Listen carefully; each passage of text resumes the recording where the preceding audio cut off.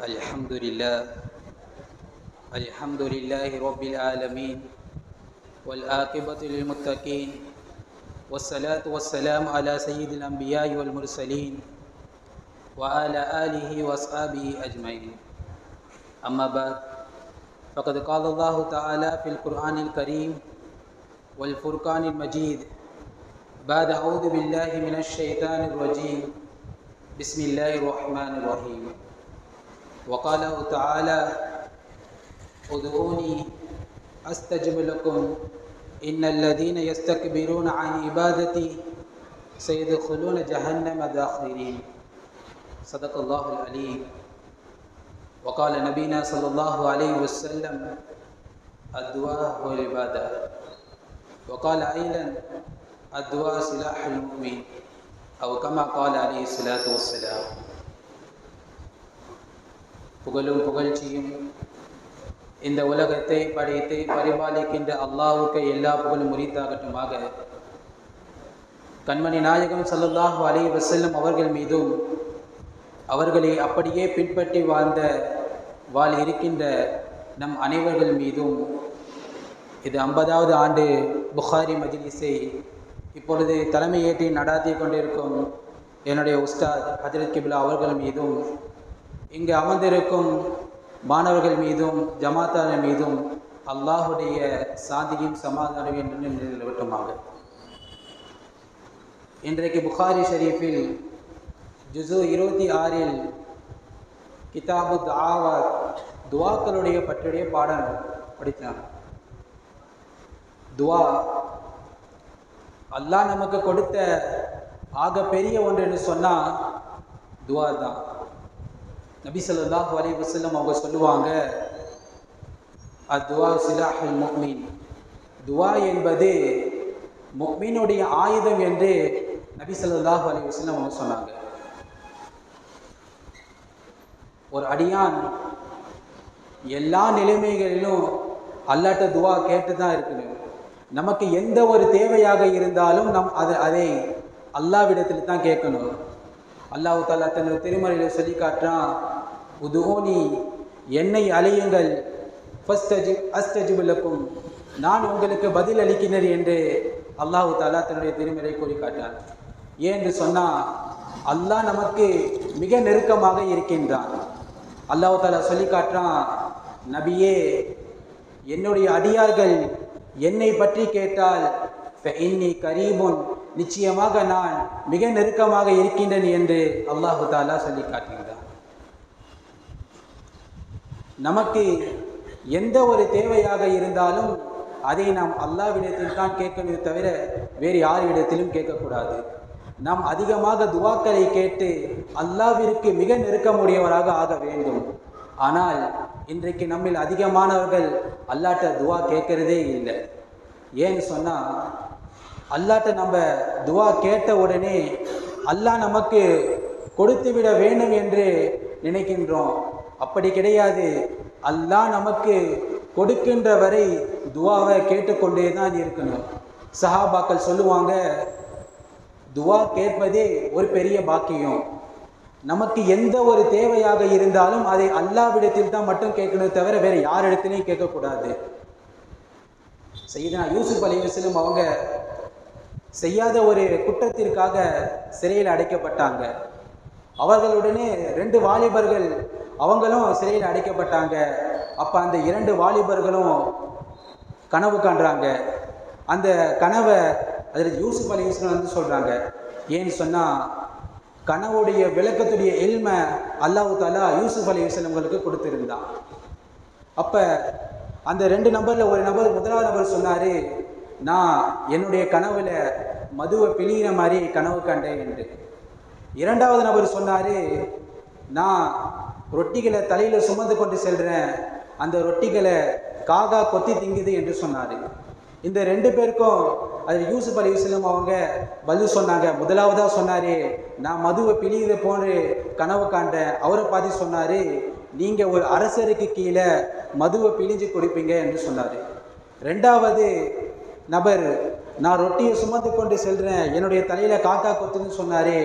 அவர் அவரை பார்த்து அதில் யூசுப் அலைஹிஸ்ஸலாம் சொன்னாங்க, நீங்கள் சிலுவையில் அடைக்கப்பட்டு உங்களுடைய தலையை காக்கா கொட்டிட்டீங்க என்று சொன்னாங்க. இங்கே முதலாவதாக சொன்னாரே, ஒரு அரசருக்கு கீழே நீங்கள் மது பிழிஞ்சு கொடுப்பீங்க என்று.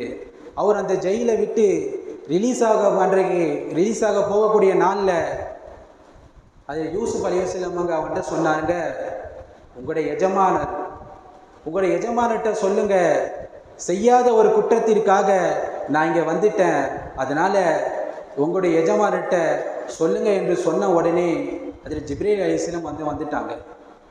ஜிப்ரீல் அலைஹிஸ்ஸலாம் அது யூசுப் அலைஹிஸ்ஸலாம் கேட்குறாங்க, உங்களுடைய சகோதரர்கள் உங்களை கொலை செய்ய முயற்சிக்கும் போது உங்களை காப்பாற்றினது யாரு என்று கேட்குறாங்க. அப்போ யூசுப் அலைஹிஸ்ஸலாம் சொன்னாங்க, அல்லாஹ்னு சொன்னாங்க. உங்களுடைய சகோதரர்கள் உங்களை கிணற்றுல தூக்கி போட்டாங்களே, அப்போ உங்களை காப்பாற்றினது யாரு என்று கேட்குறாங்க. அப்போ யூசுப் அலைஹிஸ்ஸலாம் சொல்கிறாங்க, அல்லாஹ்னு சொல்கிறாங்க. இந்த அரசருடைய பெண்மணி உங்களை தவறான வழிக்கு அழைச்சாங்களே, அப்போ உங்களை காப்பாற்றினது யாருன்னு கேட்குறாங்க, அல்லாஹ்னு சொல்கிறாங்க. இந்த ஊரில் உள்ள அனைத்து மக்களும் பெண்களும் உங்களை தவறான வழிக்கு முயற்சி செஞ்சாங்களே, அப்போ உங்களை காப்பாற்றினது யாரு கேட்குறாங்க, அல்லாஹ்னு சொல்கிறாங்க. இதையெல்லாம் காப்பாற்றின அல்லாஹ் இந்த சிறையிலிருந்து அல்லாஹ் உங்களை காப்பாற்ற மாட்டானா? நீங்கள் அல்லாஹ்ட்ட நீங்கள் கேட்டுருந்தீங்க சொன்னால் அல்லாஹ் உங்களை இந்த சிறையிலிருந்து காப்பாற்றிடுவான். அதனால் நீங்கள் கொஞ்ச காலம் இந்த சிறையிலே இருங்க என்று அது ஜிப்ரீல் அலைஹிஸ்ஸலாம் சொல்லிட்டு போயிட்டாங்க. இமாம் ஹசன் பஸ்ரி சூரத்தை யூசுஃபை ஓதினாலே அழ ஆரம்பிச்சிடுவாங்க. கேட்பாங்க, நீங்கள் ஏன் அழுவுறீங்கன்ட்டு. அப்போ சொல்லுவாங்க, அதில் யூசுப் அலைஹிஸ்ஸலாம் அவரிடத்துல சொன்னார், உங்களுடைய எஜமான்கிட்ட என்னை பற்றி சொல்லுப்பாதான் என்று சொன்னார். அதற்காக அல்லாஹ் அவங்கள சிறையில் இத்தனை காலங்கள் அடைச்சிட்டான். நம்ம எத்தனையோ நமக்கு இருக்கின்ற தேவைகளை எல்லாத்தையும் அல்லாஹ்ட்ட கேட்காம பிறரிடத்துல கேட்குறோமே, அப்போ அல்லாஹ் நமக்கு என்ன தண்டனை கொடுப்பான் என்று நினைச்சு நான் அழுவுறேன் என்று இமாம் ஹசன் பஸ்ரி ரஹிமஹுல்லாஹ் சொல்லுவாங்க. நமக்கு எந்த ஒரு தேவையாக இருந்தாலும் அதை அல்லாஹ்விடத்தில் தான் கேட்க வேண்டும். நாம் அல்லாஹ்விடத்தில் தான் கேட்க வேண்டும். நமக்கு எந்த ஒரு கஷ்டம், எந்த ஒரு துன்பம் ஏற்பட்டாலும் அதை அல்லாஹ்விடத்தில் தான் கேட்கணும்.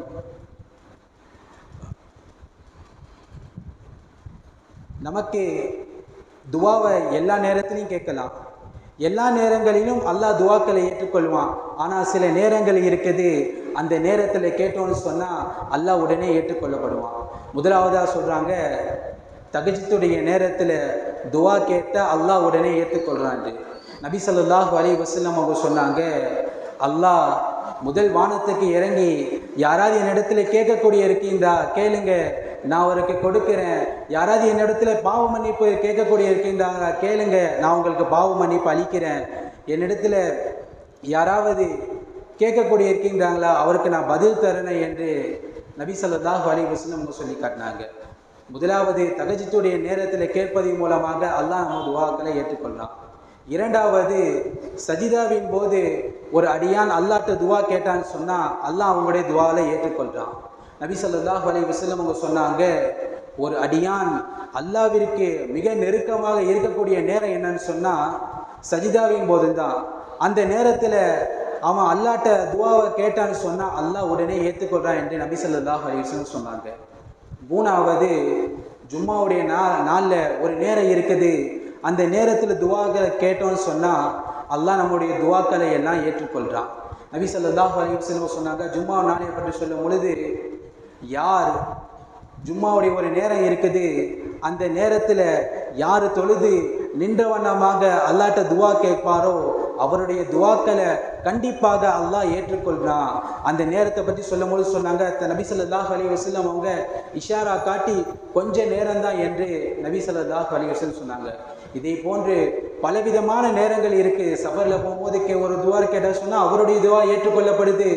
ஒருவர் நோயாளியாக இருக்கிறாரு, அவரை சந்திப்பதற்காக போகிறாங்க, அந்த நோயாளிகிட்ட சொல்கிறாரு, நீங்கள் எனக்கு துவா செய்யுங்கன்னு சொன்னால் அந்த நோயாளி துவா செஞ்சாரு சொன்னால் மலக்குமார்கள் துவா கேட்டால் எப்படி ஏற்றுக்கொள்ளப்படுமோ அதே போன்று அவங்களுடைய துவாவும் ஏற்றுக்கொள்ளப்படும். அதே போன்று ஒருவர் பாங்கு சொல்கிற நேரத்தில் துவா கேட்டான்னு சொன்னால் ஏற்றுக்கொள்ளப்படுது. அதே போன்று இகாமத்துடைய நேரத்தில் துவா கேட்டான்னு சொன்னால் ஏற்றுக்கொள்ளப்படுது. இதை போன்ற நேரங்களை எல்லாம் அல்லாஹ் இடத்தில் நாம் துவா கேட்டோம்னு சொன்னால் அல்லாஹ் துவா ஏற்றுக்கொள்கிறான். துவாவை இந்தந்த நேரத்தில் கேட்கணும். அல்லாட்ட துவாவை எந்த முறையில் கேட்கணும்? உடனே நம்மளுடைய தேவைகளை எல்லாத்தையும் கேட்கக்கூடாது. யா அல்லாஹ் எனக்கு இந்த பிரச்சனை, எனக்கு பொண்டாட்டி பிரச்சனை, அந்த பிரச்சனை சொல்லி முதல்ல கேட்கக்கூடாது. முதல்ல அல்லாட்ட துவா கேட்குற முறை என்னன்னு சொன்னால் முதல்ல அல்லாவை புகழணும். முதல்ல அல்லாவை புகழ்ந்து கேட்கணும். அல்லாஹும்ம அன்த ஸலாம் வ மின்க ஸலாம் தபாரக யா தல் ஜலாலி வ இக்ராம் என்று சொல்லி முதல்ல அல்லாவை புகழணும். இரண்டாவது நபி ஸல்லல்லாஹு அலைஹி வஸல்லம் மீது ஸலவாத் சொல்லணும். அல்லாஹும்ம ஸல்லி அலா சய்யிதினா முஹம்மத் கமா ஸல்லைத அலா இப்ராஹீம வ அலா ஆலி இப்ராஹீம என்று சொல்லி இரண்டாவதாக நபி ஸல்லல்லாஹு அலைஹி வஸல்லம் மீது ஸலவாத் ஒன்று. மூன்றாவது தான் நமக்கு எந்த ஒரு கஷ்டம், நமக்கு எந்த ஒரு துன்பம் இருக்குதோ அதை கேட்கணும். நாலாவது நமக்கு அல்லாஹ் கண்டிப்பாக கொடுப்பான் என்ற யக்கீன் நம்ம இடத்துல வரணும். நம்முடைய துவாக்களை அல்லாஹ் ஏற்றுக்கொள்வான் என்று எண்ணியொன்று. இப்படி தான் துவா முறை, துவாவை கேட்கக்கூடிய முறை. துவால அல்லாட்ட என்ன கேட்கணும்? துவாவை இந்த முறையில் கேட்கணும். அல்லாட்ட என்ன கேட்கணும் துவால? ஒரு சஹாபி நபி இடத்துல வந்து கேட்குறாங்க, யா ரசூலுல்லாஹ் நான் துவால என்னத்தை கேட்கணும்? அப்போ நபி ஸல்லல்லாஹு அலைஹி வஸல்லம் சொல்லி கொடுத்தாங்க, அல்லாஹும்ம யா அல்லாஹ் மக்ஃபிர்லி என்னுடைய பாவங்களை மன்னிச்சிடி, வர்ஹம்னி எனக்கு இரக்கம் காட்டு, வ ஆஃபினி எனக்கு ஆஃபியத் செய், வர்ஸுகுனி எனக்கு ரிஸ்க் அலி என்று சொல்லி நபி ஸல்லல்லாஹு அலைஹி வஸல்லம் அவங்க கற்றுக் கொடுத்தாங்க. இப்படியெல்லாம் ஒரு மனிதர் துவா செஞ்சு அந்த துவா அல்லாட்ட முழுமையாக ஏற்றுக்கொள்ளப்படுமா என்று சொன்னால் அந்த நபர் ஹலால் ஹராமை விட்டு பேணுதலாக இருக்கணும். ஒருவர் ஹலாலான முறையில் இருக்கிறாரு, சம்பாத்தியம் தன்னுடைய உணவை இருக்குன்னு சொன்னால் அவருடைய துவாக்களை ஏற்றுக்கொள்ளுவான். அவர் ஹராமான முறையில் சம்பாத்திய உணவு இருக்குன்னு சொன்னால் அவருடைய துவாவை ஏற்றுக்கொள்ள மாட்டான். இன்றைக்கு மக்கள்கள் அதிகமானவர்கள் ஹராம் ஹலாலை பேணுறதே கிடையாது. தனக்கு எங்கே சாப்பாடு கிடைச்சாலும் போயிடுறாங்க. இன்றைக்கி மக்கள் எப்படி இருக்காங்கன்னு சொன்னால், ஒரு மனிதர் வட்டி வாங்கி பிஸ்னஸ் பண்ணுறாரு, அந்த வட்டியின் மூலமாக ஒரு விருந்து போகிறாரு சொன்னால் மக்கள் எல்லாம் ஓடோடி போய் சாப்பிட்டுடுறாங்க. அது ஹலாலான முறையா ஹராமான முறையா என்று தெரிஞ்சும் அந்த மக்கள் என்ன பண்ணுறாங்கன்னா சாப்பிட்டுட்டாங்க. பிறகு அவங்களுக்கு ஒரு கஷ்டம் வருது. அப்போ அல்லாட்ட கதறி கேட்குறாங்க, தகஜுடைய நேரத்தில் கதறி கேட்குறாங்க, யா அல்லாஹ் என்னுடைய துவாக்களை ஏற்றுக்கொள்ளுன்னு சொல்லி. எப்படி அல்லாஹ் துவாக்கை ஏற்றுக்கொள்வான்? மேலானவர்களே, அல்லாஹுடைய துவா அல்லாஹ்விடத்தில் நம்முடைய துவா ஏற்றுக்கொள்ளப்படுன்னு சொன்னால் ஹலால் ஹராம பேணி இருக்கணும். நபி ஸல்லல்லாஹு அலைஹி வஸல்லம் அவங்க சொன்னாங்க, ஒரு மனிதர் பரட்டத்தலை உடையவர், அவருடைய தலைகளை எல்லாம் தூசியாக இருக்குது, பல மணி நேரங்கள் அவர் பயணம் செய்கிறாரு. அவர் பல மணி நேரம் பயணம் செஞ்சு அல்லாட்ட தன்னுடைய கையை உயர்த்தி, யா அல்லாஹ் எனக்கு இந்த தேவை இருக்குது என்று கேட்டால் எப்படி அல்லாஹ் எப்படி ஏன் கேட்குறாரு? அவருடைய உணவு எல்லாம் ஹராமான முறையில் இருக்குது, அவருடைய உடை ஹராமான முறையில் இருக்குது, அவருடைய குடிக்கக்கூடிய பானம் ஹராமான முறை இருக்குது. இப்படியெல்லாம் இருக்க அவர் அல்லாட்ட துவா செய்தால் எப்படி அல்லாஹ் அவருடைய துவாக்களை ஏற்றுக்கொள்வான் என்று நபி ஸல்லல்லாஹு அலைஹி வஸல்லம் அவங்க சொல்லி காட்டினாங்க. நமக்கு துவாக்கள் ஏற்றுக்கொள்ளப்பட வேண்டும்னு சொன்னால் நம்ம ஹலால் ஹராமை பேணி இருக்கணும். சில நபர்கள் இருக்கிறாங்க, அவங்க அல்லாட்ட துவா கேட்டாங்கன்னு சொன்னால் அல்லாஹ் உடனே ஏற்றுக்கொள்வான். நபி ஸல்லல்லாஹு அலைஹி வஸல்லம் அவங்க சொன்னாங்க, 3 நபர்களுடைய துவாவை அல்லாஹ் உடனே ஏற்றுக்கொள்கிறான். முதலாவதாக சொன்னாங்க அநீதி இழைக்கப்பட்டவருடைய துவா, இரண்டாவது சஃபரில் இருக்கக்கூடிய ஒரு நபருடைய துவா, மூன்றாவது ஒரு தந்தை தன்னுடைய பிள்ளைக்கு செய்யக்கூடிய துவாவை அல்லாஹ் ஏற்றுக்கொள்கிறான். இதில் முதலாவதாக இருக்குது அநீதி இழைக்கப்பட்டவருடைய துவா. அவருக்கும் அல்லாஹ்வுக்கு மத்தியில் எந்த ஒரு திரையும் இல்லை. அவர் கேட்டார் சொன்னால் உடனே அல்லாஹு தாலா அவருடைய துவாவை ஏற்றுக்கொள்கிறான். நபி ஸல்லல்லாஹு அலைஹி வஸல்லம் அவங்க சொன்னாங்க, அநீதி இழைக்கப்பட்டவருடைய துவாவை பயந்து கொள்ளுங்க என்று சொன்னால் அவருக்கும் அல்லாஹ்வுக்கும் மத்தியில் எந்த ஒரு திரையும் இல்லை என்று சொன்னாங்க. ஏன்னு சொன்னால், ஒரு மனிதர், ஒரு வயதானவர், அவர் மீன் வியாபாரி, அவர் மீன் வித்துட்டு இருக்காரு. அப்போ ஒரு வாலிபர் வந்து வாலிபர் வந்து அந்த வயதான அந்த மீன் வியாபாரிகிட்ட அவரை அடித்து அந்த மீனை எடுத்து ஆக்கி சாப்பிட்றாரு. சில காலங்கள் கழிச்சு போது அவருக்கு கையில் ஒரு நோய் மாதிரி வருது. உடனே டாக்டர்கிட்ட போய் காட்டாரு, எனக்கு இப்படி நோய் வந்துடுச்சுன்ட்டு. அப்போ டாக்டர் சொல்கிறாங்க, கையை வெட்டியா அவனு பாதி கையை அப்படின்ட்டு. சரி என்று பாதி கையை வெட்டிட்டாங்க. இன்னும் சில காலங்கள் கழிச்சு போது மறுபடியும் பாதி கையில் அந்த நோய் வருது. அப்போ அந்த டாக்டர்கிட்ட போய் காட்டுறாரு, இன்னொரு பாதி கையும் வெட்டி ஆகணும், இல்லைன்னா நோய் உடம்பு ஃபுல்லாக பரவிடும். மறுபடியும் அந்த முழு கையை வெட்டிட்டாங்க. இன்னும் கொஞ்சம் காலம் போது அவருக்கு இன்னொரு கையில் அந்த நோய் வருது. மறுபடியும் அந்த டாக்டர்கிட்ட போய் காட்டுறாரு. அப்போ அந்த டாக்டர் சொன்னானா, இந்த நோய் இருக்குது, நீ யாருக்கும் அநீதி செஞ்சிருக்க, அதனால் அவருடைய இறைவன் உங்களை தண்டிக்கிறான் என்று சொல்லி. அப்போ அந்த மனிதன் யோசிக்கிறாரு, நாம் யாருக்கு அநீதி செஞ்சோம் அப்படின்ட்டு. அப்போ அந்த மீன் வியாபாரி அவரை அடிச்சுட்டு அந்த மீனை எடுத்துகிட்டு போனமே, உடனே ஓடோடி போய் அந்த வயதானவர் அந்த மீன் வியாபாரிகிட்ட போய் சொல்கிறாரு, என்னை மன்னிச்சிருங்க, எனக்கு நீங்கள் செஞ்ச பத்துவானால எனக்கு கை போயிடுச்சு என்று. அப்போ அந்த வயதானவர் அவருடைய பாவங்களை அவருடைய மன்னிப்பை ஏற்றுக்கொள்கிறாரு. அப்போ இந்த வாலிபர் நபர் அவரிடத்துல கேட்குறாரு, நீங்கள் என்ன எனக்கு பத்துவா செஞ்சீங்க? அப்போ அந்த வயதான அந்த மீன் வியாபாரி சொன்னார், யா அல்லாஹ், அவனுடைய வலிமையை என்னிடத்துல காட்டிட்டான், உன்னுடைய வலிமையை, உன்னுடைய தாக்கத்தை, உன்னுடைய குதிரத்தை அவன்கிட்ட காட்டிடையா இல்லாண்டு நான் இதான் துவா செஞ்சேன். ஒரு அநீதி இழைக்கப்பட்டவுடைய துவா உடனே அல்லாஹ் இடத்துல கபூலாகப்படும். மேலே அல்லாஹ்வின் நல்லடியார்களே, நாம் நல்ல முறையில் துவாக்களை கேட்டு நம்முடைய துவாக்களை எல்லாம் அல்லாஹ் ஏற்றுக்கொண்டு நாம் சாலிஹான மனிதராக ஆக்கி நம்மை எல்லாம் அல்லாஹ் சொர்க்கத்தின் நுழைய தௌஃபீக் தந்தரி புரிவானாக. வாஃபிர் தஅவானா அல்ஹம்துலில்லாஹி ரப்பில் ஆலமீன்.